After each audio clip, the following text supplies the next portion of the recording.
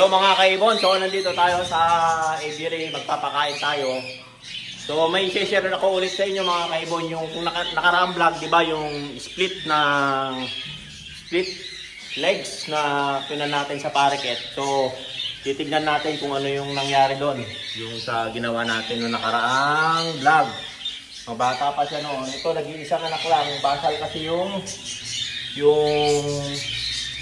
pair na to. So tignan natin. So di ba nilagyan natin kasi split yung legs niya. Ngayon ito na mga kaibon, no. So ayan, no. Ayan pa rin yung legs niya. So naayos na yung legs niya mga kaibon. Ipapakita ko sa inyo, oh. Ayan, no. Hindi na siya split. Kung nakita niyo yung nakaraang vlog ko, split to, pinakita ko sa inyo. So ngayon, ayan, no, naayos na yung legs niya. Papakita ko sa inyo mga kaibon, no. Hindi na siya split yung legs. So, iba ko muna yung camera. So, ito mga kaibon, no?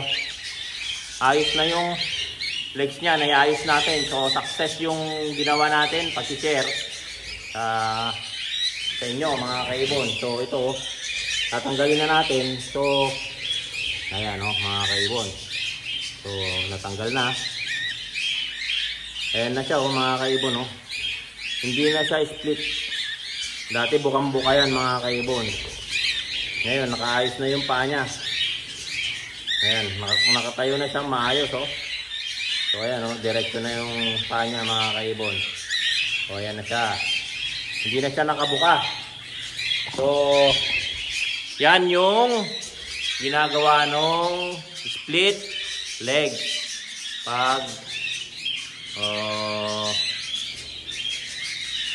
Kapag nag-split leg, yun ang procedure na ginagawa ko mga kaibon. Maski na sa kakatin, may ganun din. So, ayan. Sana nakatulong sa inyo yung paggawa kapag may split legs yung mga alaga nating ibon. Gawin nyo lang yun, sukatin nyo. Babalik yan sa dati. So, sukat lang. Ganito lang ginawa ko. Rubber band sa hose. So, ayan mga kaibon. Tignan nyo sa unang vlog ko, makikita nyo yung procedure kung paano ko ginawa. Excuse me, sana ito kasi medyo madumi na. Pero linisan lang natin yan kung meron ulit ganun. So ayan siya mga kaibon, no? Nakakalakad na siya, oh. Ayos na yung paa niya, hindi na siya split. So palo po siya na crested. So ayan mga kaibon. So hindi na sayang yung paghihirap natin saka effort natin. So ang ganda niya mga kaibon, no? Para siyang lutino. Pero palo siya mga kaibon, ha. Ayan, no? Lutino po siya, may rampa siya po sa likod. So ayan. May ramp po siya, may itim-itim sa likod mga kaibon. Ayan, no? Markings niya. So palo yung twisted siya.